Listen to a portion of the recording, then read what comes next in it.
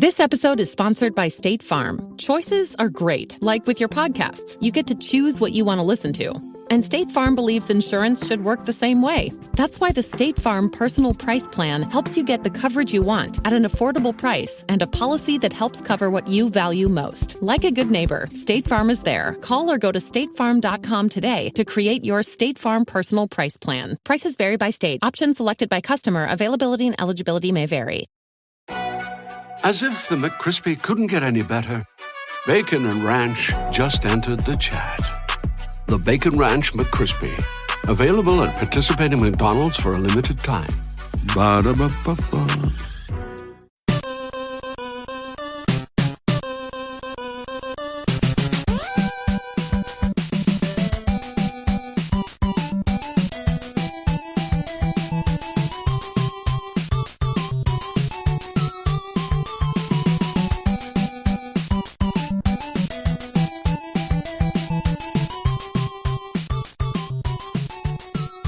Welcome to the family here on Purple Mafia. I am your host, Paladino Joey, or Joey Awajan. Purple Mafia is available on thesportstuff.com, iTunes, Stitcher, and Double Twist.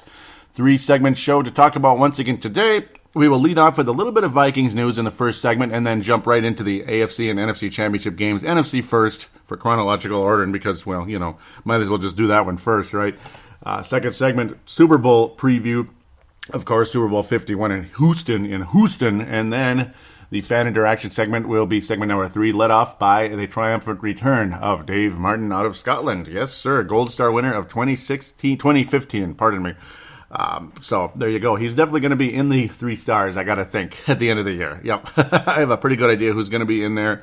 And, yeah, look at me announcing stuff, kind of, yeah. Well, let's leave things alone. Let's start with the coaching staff changes and such. Of course, Scott Turner, no longer the quarterback's coach, the son of Norv Turner, no longer with the Minnesota Vikings. He's gone, unfortunately. But, I mean, it's just things headed the way they did. Once Norv Turner was gone, you knew Scott Turner would be gone at some point. Pat Shurmur will indeed be the permanent offensive coordinator for the Minnesota Vikings. I'm hoping for the best there. Didn't like everything, did like some things, getting rid of the ball a little quicker, but of course some of those short passes a little bit ridiculous. A little more offensive line production, and I think you'll see a little better production out of Sam Bradford and Pat Shurmur's offense going into the season. So hoping for the best there. Kevin Stefanski, for the running backs coach of 2016, will be the quarterbacks coach, replacing Mr. Scott Turner, not Norv Turner. Kenny Polamalu will be and remember that name, Polamalu. Remember Troy Polamalu back at the Pittsburgh Steelers and such. So there he is. This is his uncle. He has been hired to coach the running backs. And Clancy Barron has been hired to coach the tight ends.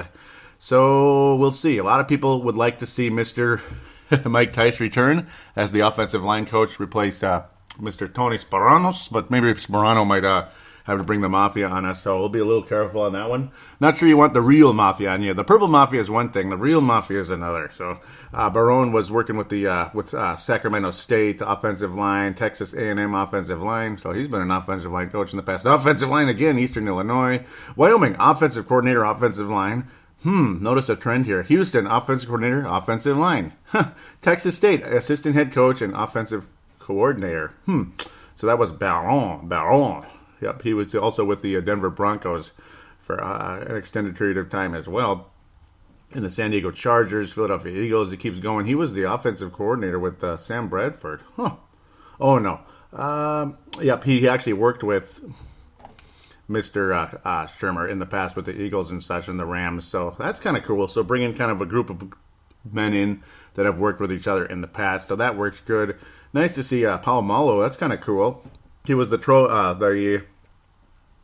he was fullback for Southern Cal years ago, and then eventually became a grad student at UCLA.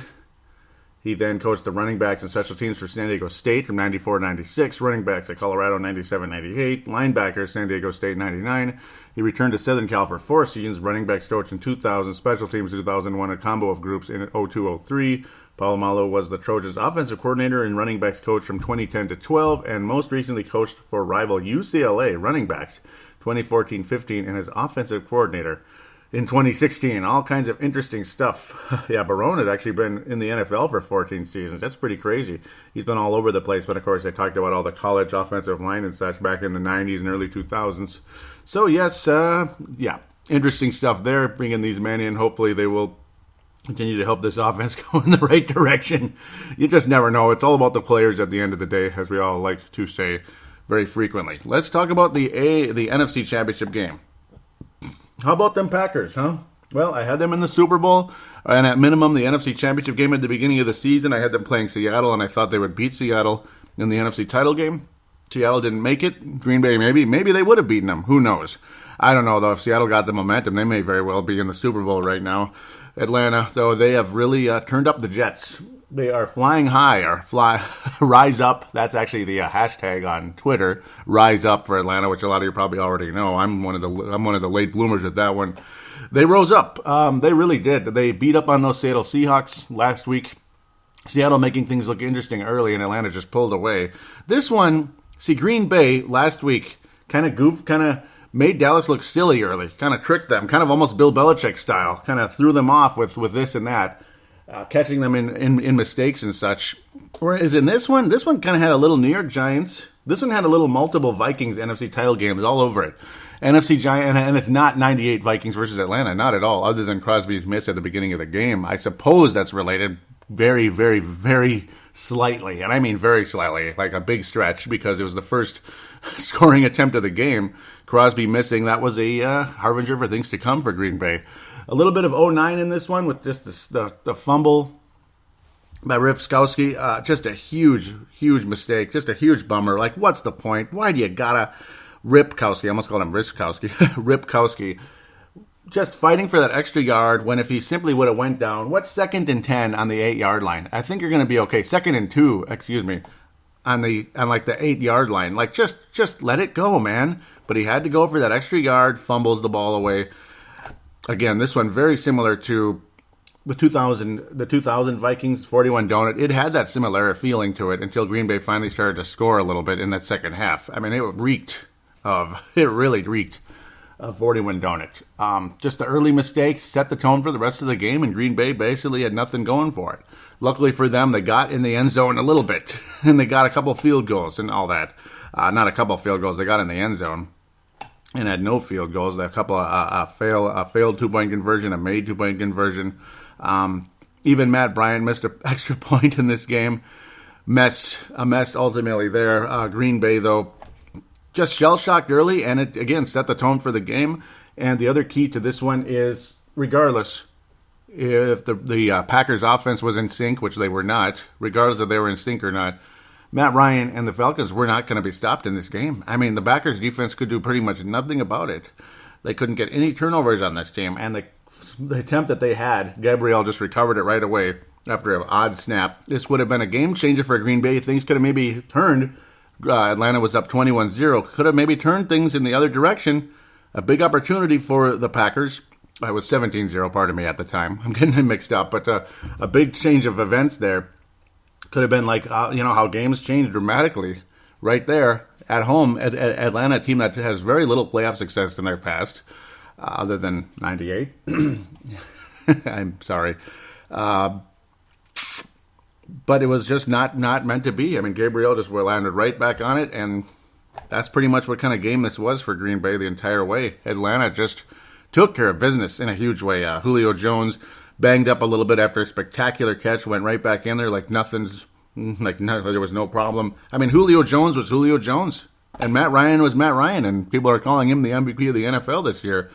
I think it's between the two quarterbacks in the Super Bowl right now, because Aaron Rodgers not consistent this year. Weak start and then strong finish, so I don't think he's going to get the MVP.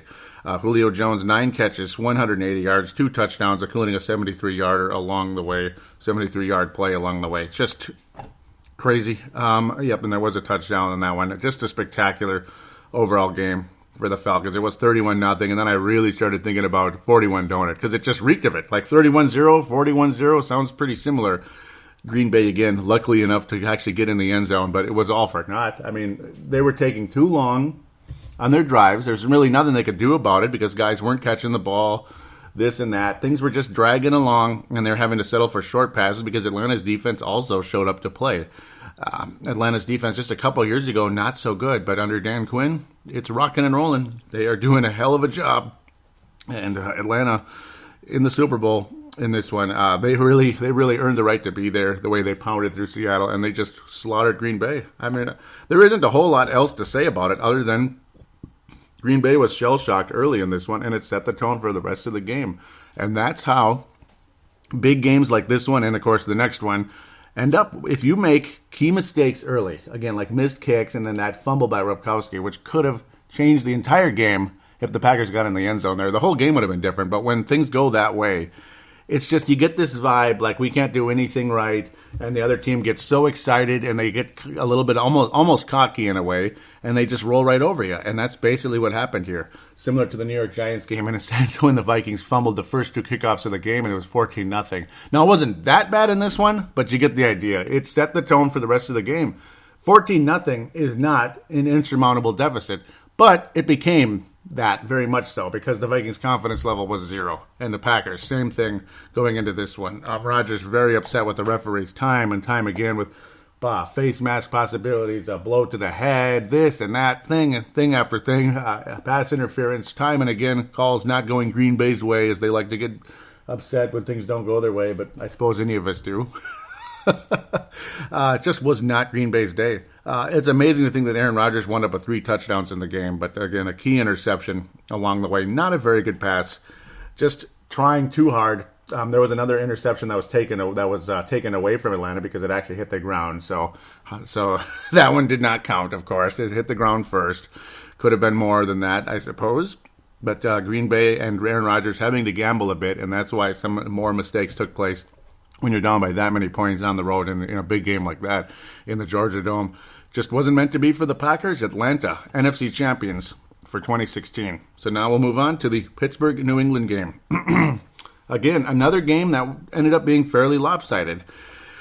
You didn't think it would be this. You didn't think, it looked close early on with the way it started, but at the same time, that strong drive by Brady at the beginning, the fact that it ended up with only a field goal, still, you figured, you know what, the way he carved through that Pittsburgh defense, there's a pretty good chance the Patriots are going to win the game, and the Pittsburgh offense could do a whole lot of nothing. They'd get maybe one first down, and that was it. And then Le'Veon Bell, who I called him Le'Veon Bell, it's Le'Veon Bell, injured early with the groin. I thought it was an ankle. They were calling it an ankle. It ended up being a groin injury, and that didn't help. But DeAngelo Williams, still a pretty damn good running back, though very aged in his days from Carolina. So that's the one thing there. That did not help Pittsburgh's cause in this game. But, of course, Ben Roethlisberger's had a ton of success over his career.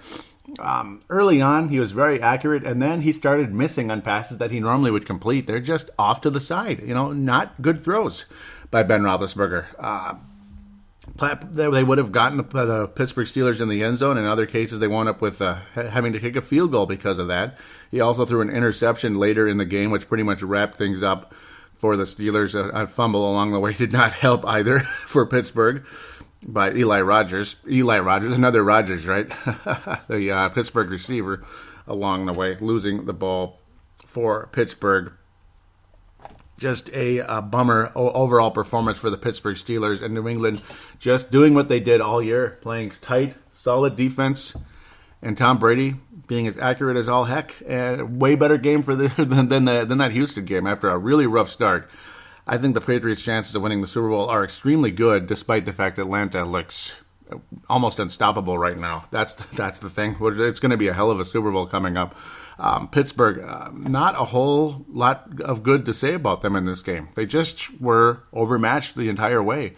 And luckily for Tom Brady, this pretty much history's been on his side in this situation. He's beaten Pittsburgh multiple times in the playoffs. This is the third time, actually, believe it or not, in the NFC title game, including this very first one way back in the day over Cordell Stewart, as he threw multiple interceptions in that game. And, of course, actually, Brady did not play in that game. I remember he hurt his ankle very early, and Drew Bledsoe helped the cause along the way in a very quiet Pittsburgh stadium there. They were very quiet as Cordell Stewart continued to throw interceptions against a strong, solid Belichick defense that knows when and where to be. And, what an overall dominating game for the Patriots.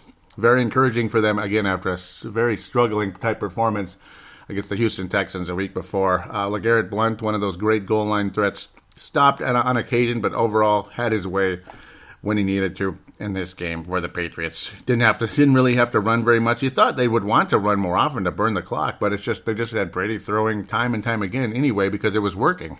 76% completion percentage, 3 touchdown passes, 127.5. If he plays like that in the Super Bowl, they should have it done without a doubt. Patriots not missing Gronkowski as much as you thought they would. Unfortunately, you did not see the new acquisition, Michael Floyd, make 1 reception in this game, so that's still kind of out there. Martellus Bennett's solid in the game. Chris Hogan was spectacular. He dropped a pass that would have been given him over 200 yards at the end of the day. It would have been another 30-yard plus reception, maybe even a touchdown. Chris Hogan, just huge. The 2 white receivers, Chris Hogan and Julian Edelman, just dominant throughout the game, helping Tom Brady be as great as he is. And even Danny Amendola, a little bit solid here and there, but not used as often in the game. But Chris Hogan and Edelman, again, they play like this in the Super Bowl. They're ready to go, and Edelman's been there and done that. The Patriots should be in good shape as they head into that one. So we'll be talking about that very, very shortly. Again, not a whole lot to say because neither of these games were particularly close. You could kind of tell fairly early who was going to win the game. Roethlisberger just, good early, and then he started to kind of lose it. And I'm glad we're not hearing about deflated footballs. We can finally move on from that as the Patriots look to get revenge on the NFL for the 4-game suspension. And here they are in the Super Bowl despite losing Brady for 4 games. Man, I would have liked to see Garoppolo out there a little bit earlier, but Brady, he looks younger than he did at the last Super Bowl. That's the amazing part. He's more mobile than he was last time the Patriots were in the Super Bowl. That's what's crazy and strange. And you look at this. I should probably save this for the next segment, though. I'm getting ahead of myself. But yeah, comparing him to Peyton Manning last year going in. We'll talk about that then. Save the momentum for that moment. But also, it didn't help that Boswell, who was awesome last game, making all those field goals, missed the extra point when Pittsburgh did get in the end zone early in that second quarter. That was the point in time when you thought the Steelers still had a very strong chance to win the game because Roethlisberger was solid on that drive. But then Brady led his team right down the field. Just 4 minutes later into the end zone again for Chris Hogan. Just a big play along the way there, helping the Patriots take a strong lead. And ultimately 17-9 in the half after Boswell did make a 23-yard field goal. The Steelers just could not get in the end zone. Missed passes that were very key in that play, in that drive. And that was the end of it. So we'll shut this down. We're going to preview the Super Bowl right after this.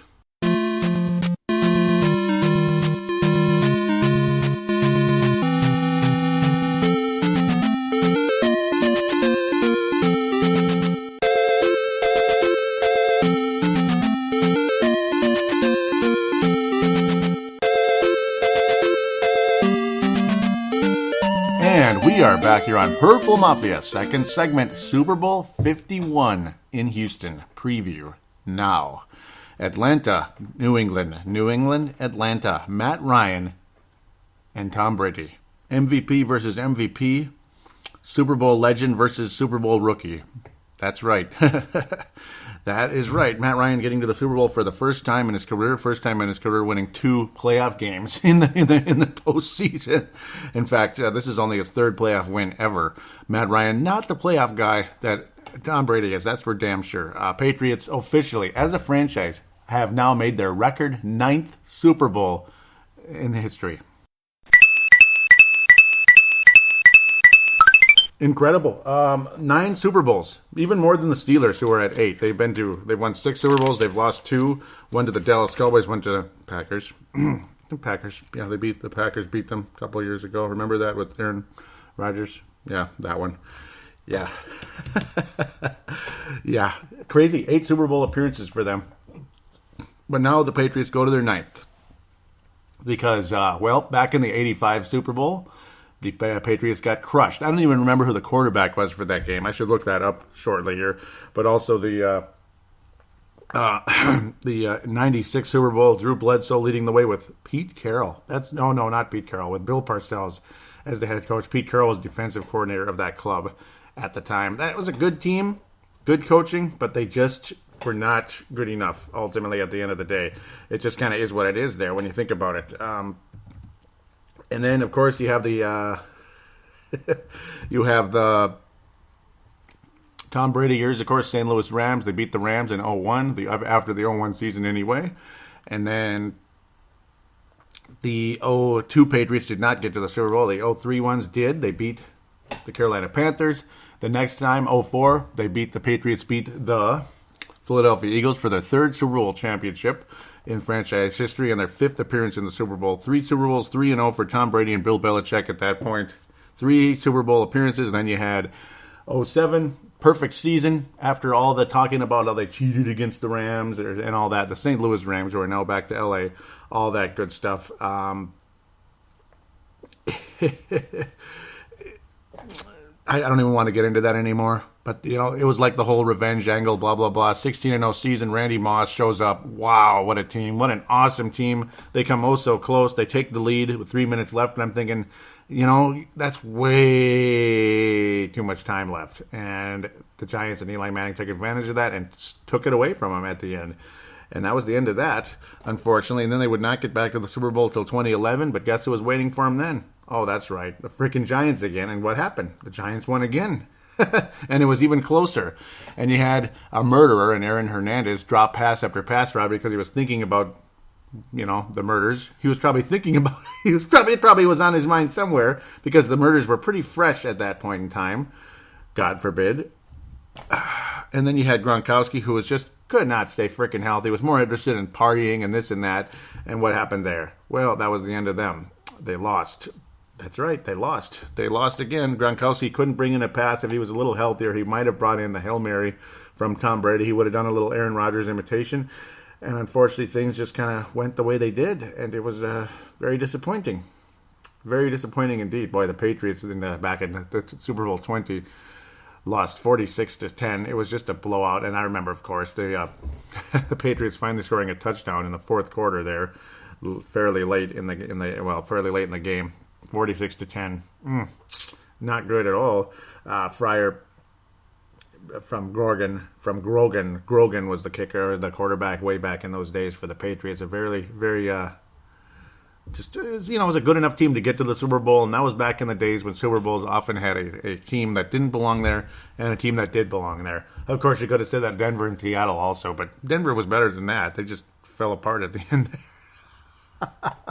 But no, Patriots went to their fourth Super Bowl, lost, went to their fifth Super Bowl under Belichick and Brady. That was their sixth and seventh Super Bowl appearance, which is insane. And then in 2014, they get back finally again after a lot of near misses in those AFC Championship games, losing by a narrow margin to the Baltimore Ravens in 2012, losing to the Broncos fairly disappointingly on a sunny day in Denver. When you saw that sun, I'm like, oh boy, Patriots are in trouble. And then 2014, they romp all over the Indianapolis Colts. Finally get to their eighth Super Bowl and sixth as a duo, Brady and Belichick. Insane there. And then they get the job done. Finally win number 4. And now here we are, 2016, ninth Super Bowl appearance as a franchise and 7th Super Bowl appearance, record all-time for quarterback and coach. It was a record with 6, believe it or not. Well, of course it was. I would think it would be a record with 5, and it was.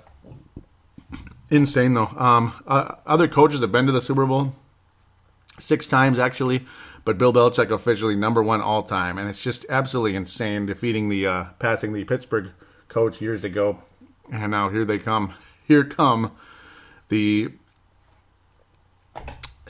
It's just unbelievable when you think about it. Here come the New England Patriots. 9 Super Bowl appearances, 7 for Brady and Belichick. And yeah, I'm sorry, I'm not trying to do a love fest for them, even though they are my second favorite team, and they've been so for many years, since the late 90s, because that's when I became a Minnesota and Boston fan. I was all Minnesota before, and then I'd always kind of liked teams like Cincinnati Reds, San Francisco 49ers, teams like that.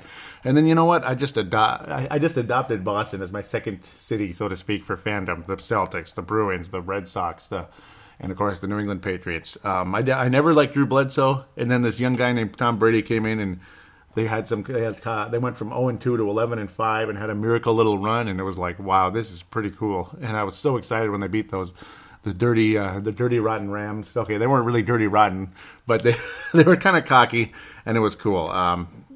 It was awesome. The most I forgot what the nickname was. The greatest show on turf, and I forget what the other word is, where they were like the most arrogant show on turf or something like that, and they pretty much were at the time. Here we go, Atlanta, New England. Where do we go here? It's like, you always want to say this is either going to be really close or a blowout, and it all depends on.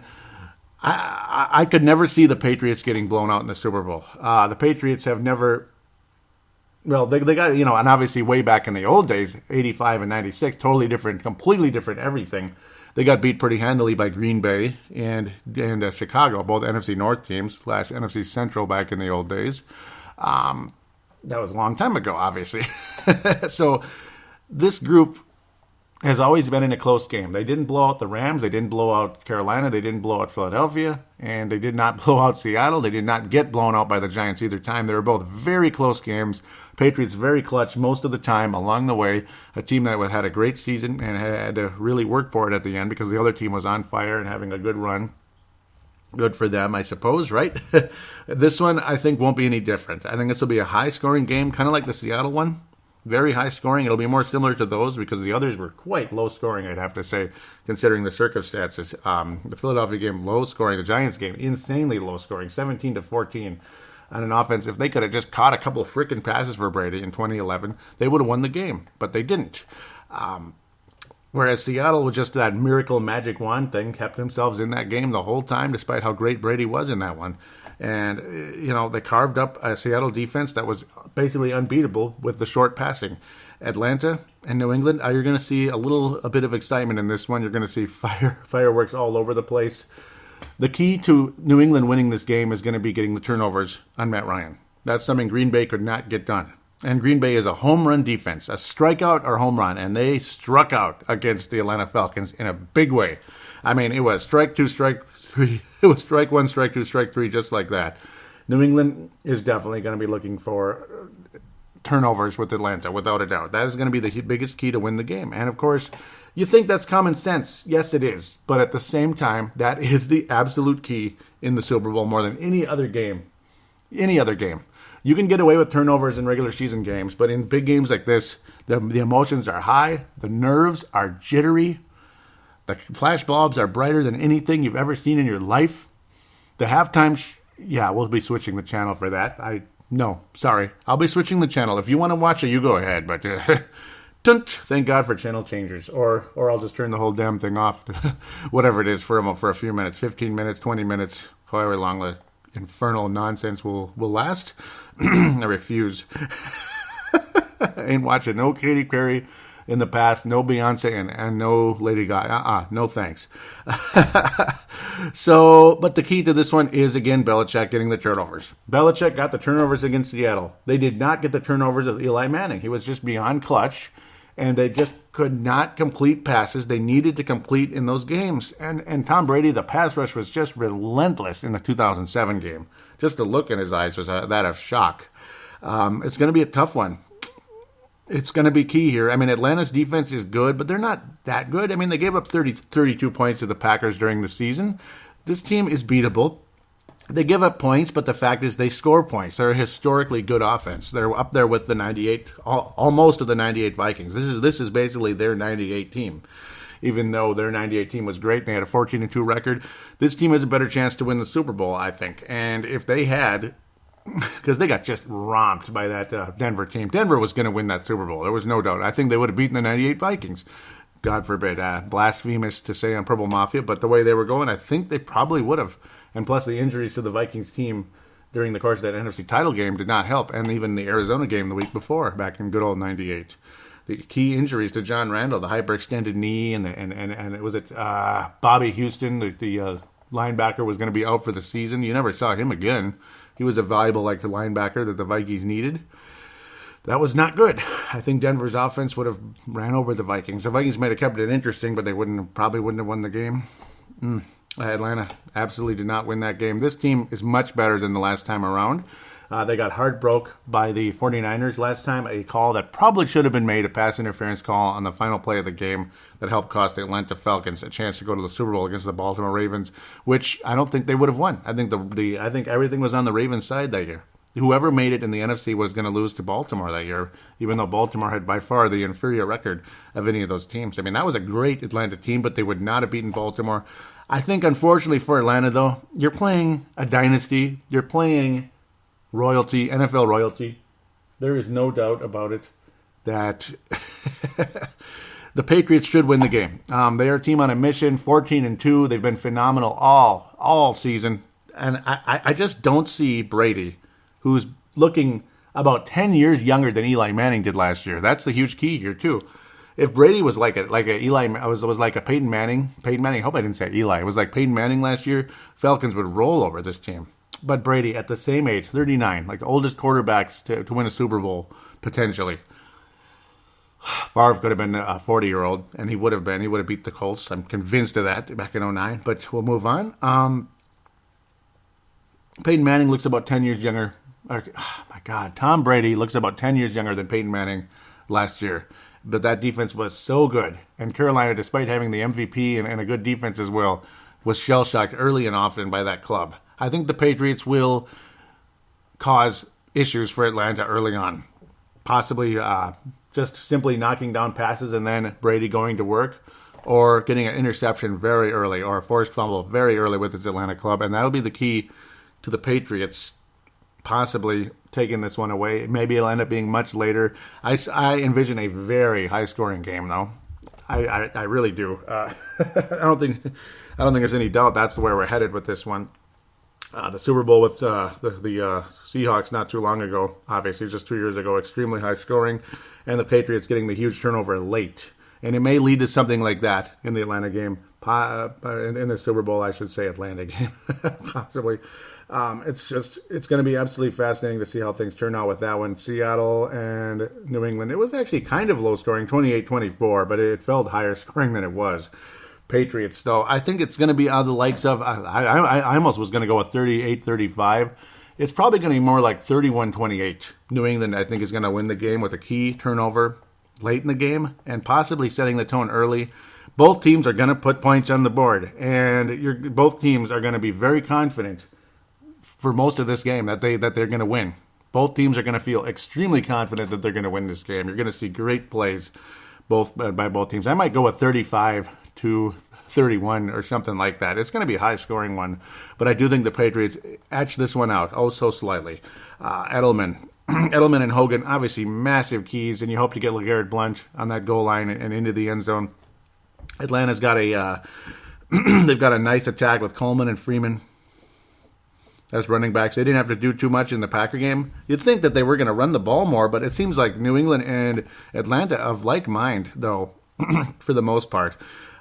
In these games, they just continued to pass the ball rather than run it. Just wanted to make sure that Aaron Rodgers and co. were unable to make a comeback. They were just trying to get in the end zone regardless, rather than just run the ball and run the clock down and give Green Bay the ball back.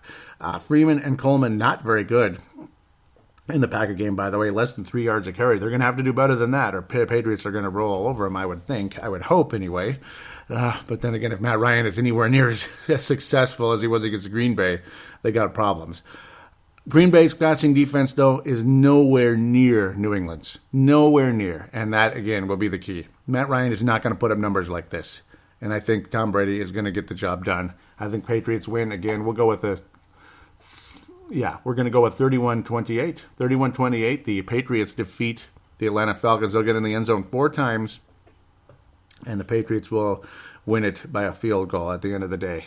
Maybe it'll be a touchdown. They'll be trailing by a little bit late in the game, and they'll win, and then they'll force a turnover via Atlanta, and that's going to be the key here. I think they're going to be just a little bit better. The pass defense of the New England Patriots will be a big key to slowing down Matt Ryan. The run defense is going to, they're going to have their work cut out for them for the most part, but they survived Le'Veon Bell. Of course, the poor guy got hurt. That didn't help, and I don't think they injured him intentionally. Devonta Freeman, a good running back, of course, and of course, Tevin Coleman, decent as well for Atlanta. But I don't think they're going to be quite enough. They're going to make things extremely, extremely interesting.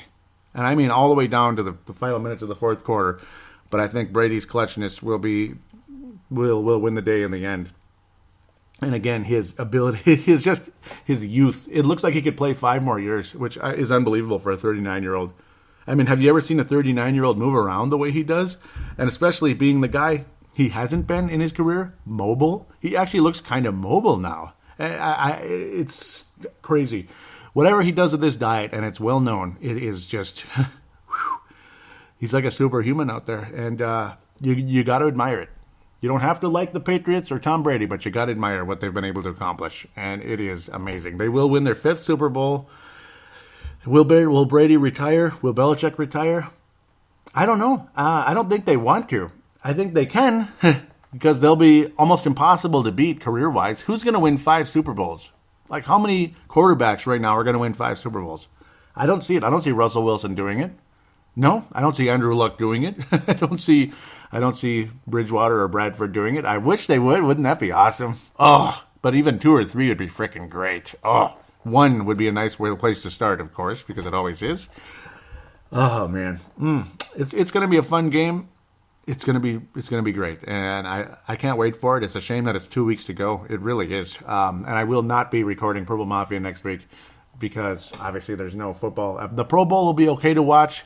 I forgot to mention the Pro Bowlers for the Vikings, which is quite a shame indeed. You got Xavier Rhodes, Harrison Smith, Everson Griffin, and then you add Anthony Barr, Linval Joseph along the way there. And, of course, Cordero Patterson, the last one, for special teams purposes, of course, will be going to yet another Pro Bowl as a special teamer. We'll talk about him at some point later on with his free agency and such. So let's wrap things up. Here comes Dave Martin out of Northern Scotland and the rest of you.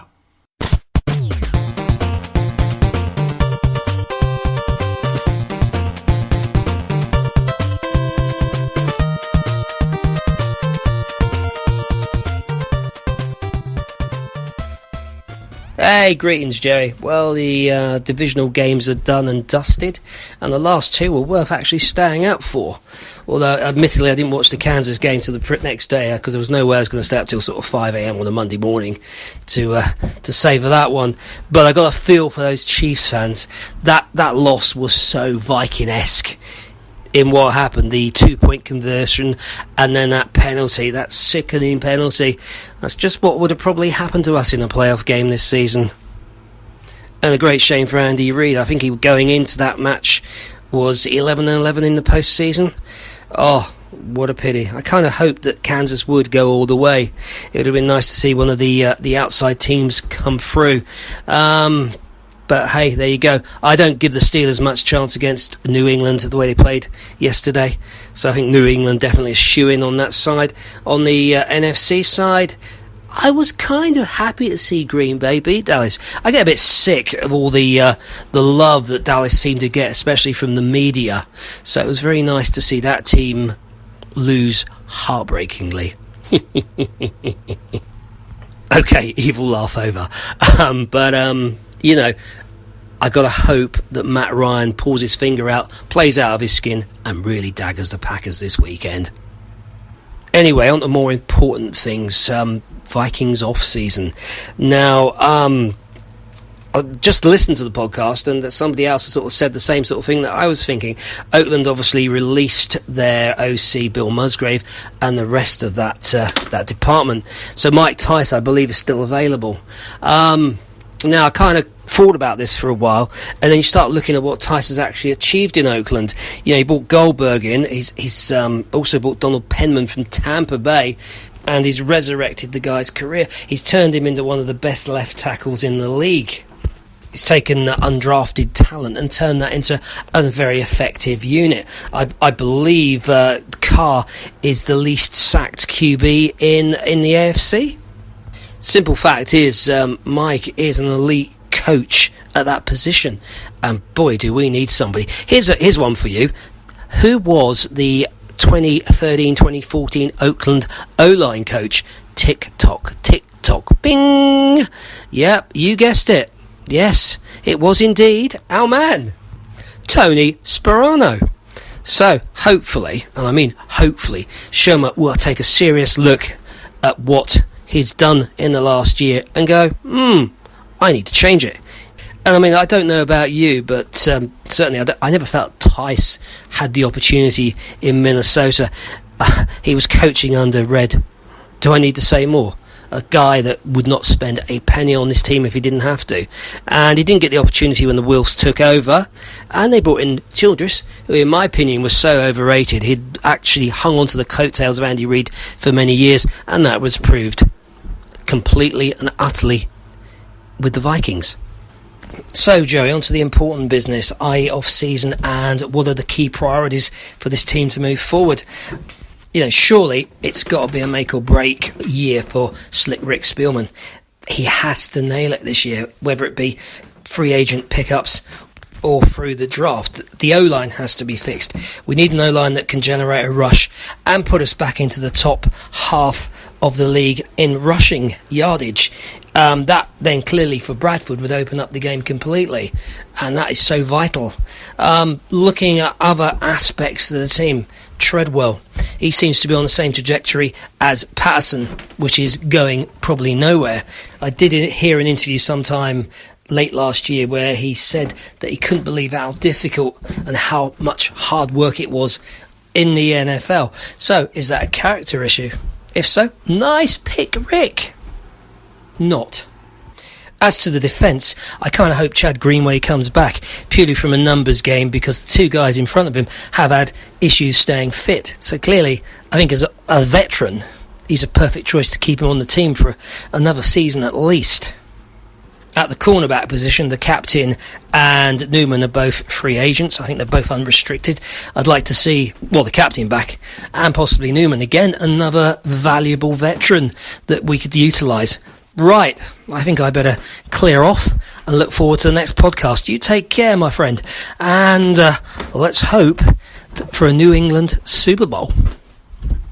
And that was Mad Martin's Mad Takes. Yep, I got to get a soundbite for that and everything. I didn't even say that at the end of the last segment. I apologize, but Mad Martin's Mad Takes. I'll be a little better about that in the future. I've still got to get used to that.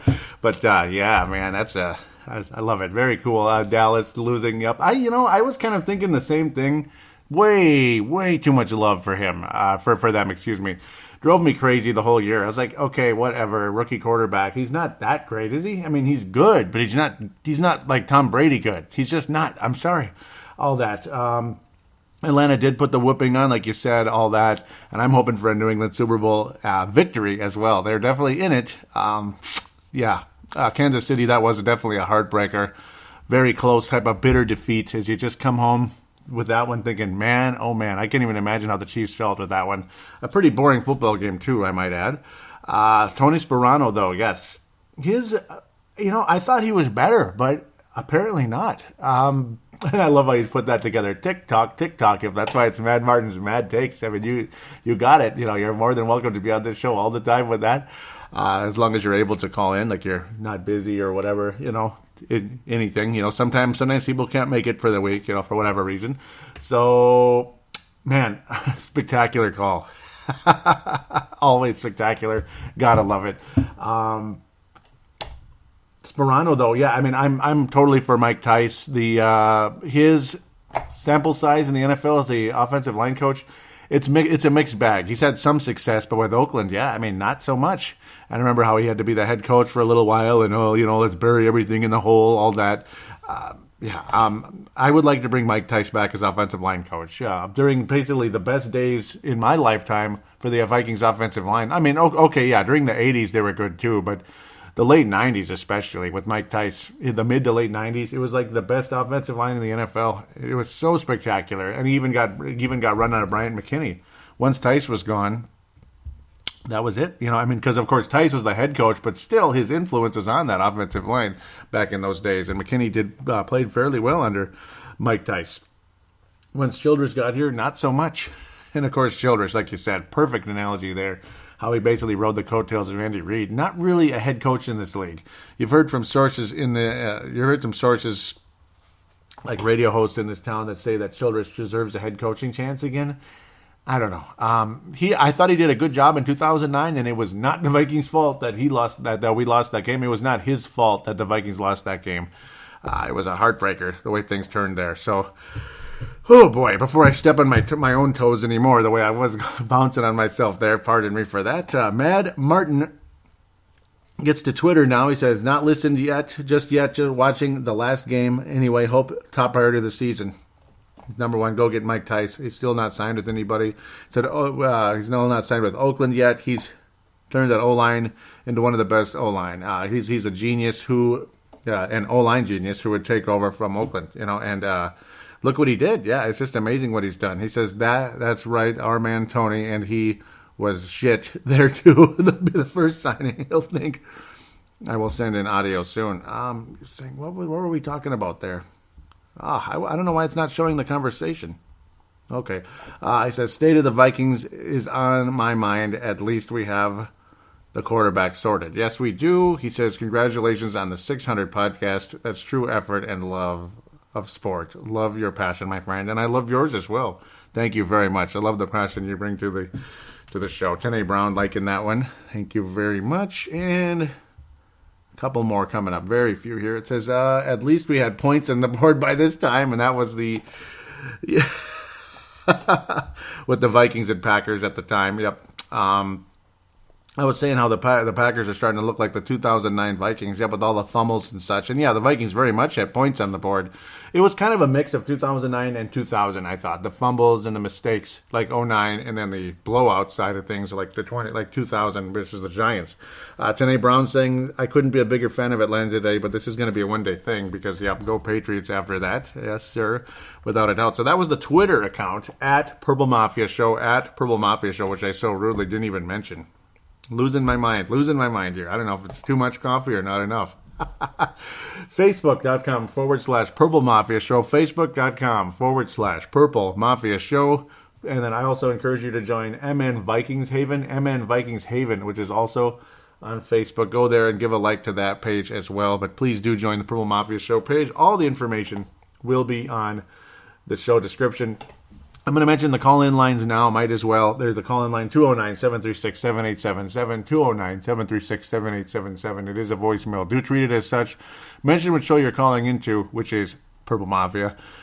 Statement, shout-out, comment, question. Keep it to a minute to 3. Mad Martin's Mad Takes has a little more of a green light at this point because, he's part of the show, basically, when you think about it. He really is. I mean, Mad Martin's Mad Takes, it's a nice little segment. About a 3 to 5 minute type of segment each show if we can do that, particularly during the regular season, but also though during State of the Vikings that's coming up at the end of February, early March, kind of a free agency draft type of show. Kind of look at the MVP and all that. We'll talk about that in the future too. But the MVP of the team, the biggest disappointment, biggest surprise. Those are the themes of State of the Vikings. All the good stuff. It is a Vikings show.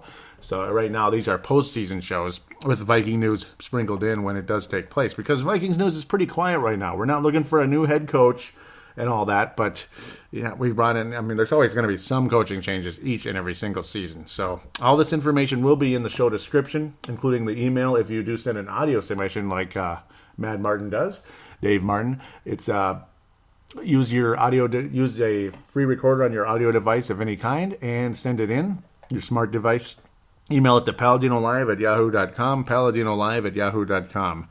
There you go. And, of course, there's the Call Now button on the Facebook page, which simply connects you via Facebook Messenger to the same phone line, the TSS line. So there you go. Let's continue off with the last show, episode 237, which was indeed the 600th total show of my podcasting career with paladinolive, Purple Mafia, Timberwolves Explosion, Brave the Wild, and Showtime and T-Wolves that I've done over the course of many years now.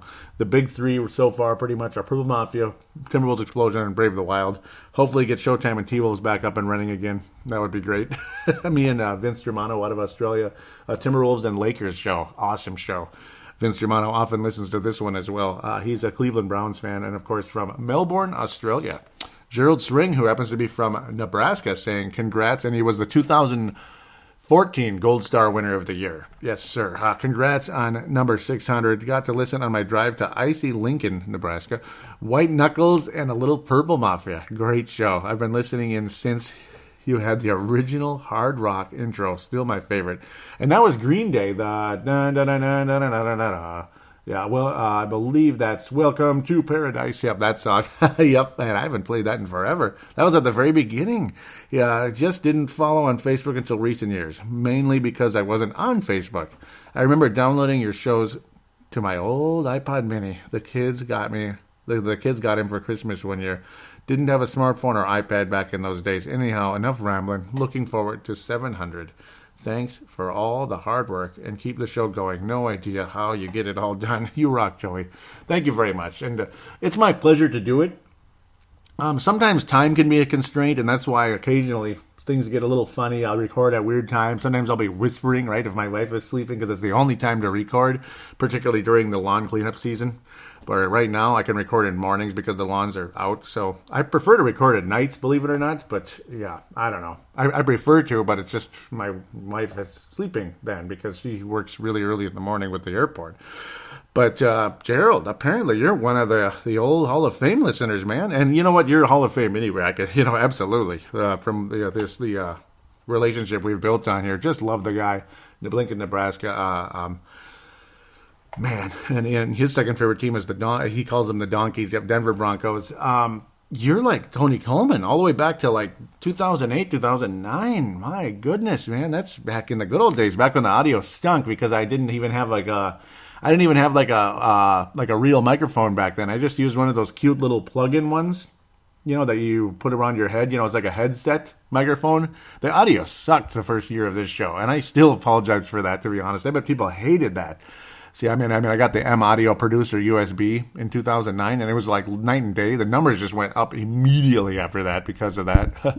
And still love this microphone. I had to replace it. This is a newer one I got off of eBay because the other one, something detached in there, and it just did not go back in anymore. It was broken, basically. But Gerald, I didn't realize you go back that far. So you go back to at least the Favre days, if not even 2008. Wow, you go back like to the really old days, like Tony Coleman. That is cool, man. And it does make you wonder how many people have been listening to this show that maybe they never joined the Facebook page, or maybe they're on it but they don't say anything.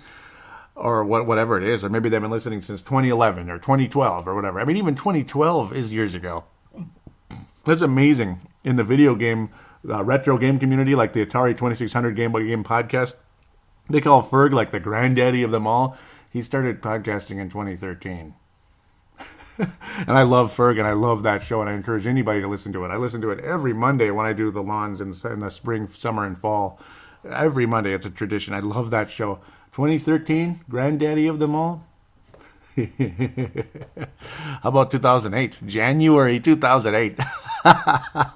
And I'm not here to brag. It's not about bragging. It's just that, man, that's a long time.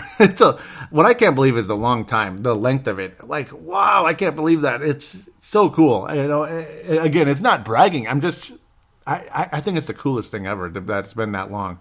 Mark Carlson on Facebook says smoke and wreckage in Atlanta today. Lots of smoke, lots of wreckage as the Packers go down. Woo-hoo-hoo.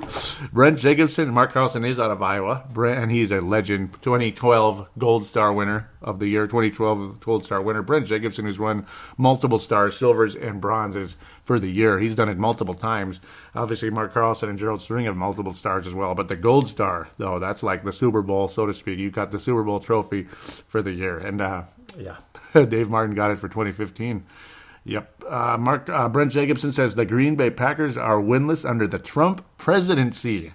He indeed is truly making America great again. Yes, and he's making it safe again for the NFC North. Make it safe again. Make it free again. Make it safe. Make it free. It's coming back to you, Minnesota. It's coming back to you. The inauguration speech, right? It was pretty good. I liked it, and I am very happy, actually. So, yeah. Better. I don't know. Should I? Freedom of speech and all this with the whole protesting. You know what? You have the right to have your opinion. I have a right to disagree. You don't have a right to vandalize, break things, beat people up, though. That's where it gets out of hand. That's where I disagree. And I don't necessarily buy that 99% of people out there are nonviolent and non-vandalistic. I don't buy that either. I've been getting that from the other side, we'll say. And you know what? You have a right to be on the other side, 100%. I know some of you listening are on the other side. But most of you probably aren't protesting and aren't doing all that. So, no, God bless you guys. Absolutely. But I don't know if I buy that 99% of the protesters aren't kind of out looking for a little bit of a fight, at least a verbal war, and cursing people out, because it does happen. And it happens more often than it needs to. People all have their own stories. Each side has their own side, their own story. And I don't know. I mean, we're all guilty of something. We're all guilty of getting in a heated disagreement with people. I apologize to some people that I've maybe disagreed with. I try not to get too harsh, though, about it. People that maybe I think they went a little too far, and I call them out on it, stuff like that. But it is what it is. Right now, I hope people are willing to give this current president a chance, and God bless him going forward. I mean, he is the president right now, and God bless him. I want him to make America great again. I do. I really do. I'm very excited about a lot of what he's planning to do. Nobody has to agree with everything he's going to do. Nobody is going to agree with everything anybody is going to do, regardless if they agree with the president, they voted for him, or they didn't. So it is what it is. I'm not ashamed to say I voted for him. I don't want to be called out for voting for him, though, because it's just a vote. We have a right to do that. So it is what it is. Please don't hate me for it, and I want to thank all of you that have been loyal to this show. And, don't label me this and that for voting for him. Please don't do that. That's very wrong. I don't need to label you either for voting a different direction. It's just silly. That's kind of my take on things. More importantly, right now, I just want some freaking sunlight. This is ridiculous. Don't you guys want sunlight again? Let's make America sunny again. Come on. As Morgan Freeman said in Robin Hood, Prince of Thieves, is there no sun in this cursed country? Remember that line at the beginning of the movie when, not the beginning, but near the beginning of the movie when Morgan Freeman and, his character, why am I forgetting? Azim, I believe was his name, and Robin Hood, which is Kevin Costner, got to England because they escaped Saudi Arabia, I believe it was, when they were prisoners there. He went to England, and of course it's always kind of like this, kind of Seattle-ish. Is there no sun in this cursed country? Yeah, that's where I got the line from. Maybe I shouldn't explain it for too long. But, man, I'd like to see some sun again. Oh, man. Make America sunny again. Let's go. Let's get all nice and sunny like Donald Trump's Donald Trump's head or hair, toupee, whatever you want to call it. Whatever you want to call it. His to the top of his head. Let's make it sunny again. Let's go. So with that, I want to thank all of you very much for your loyalty for those 600 episodes.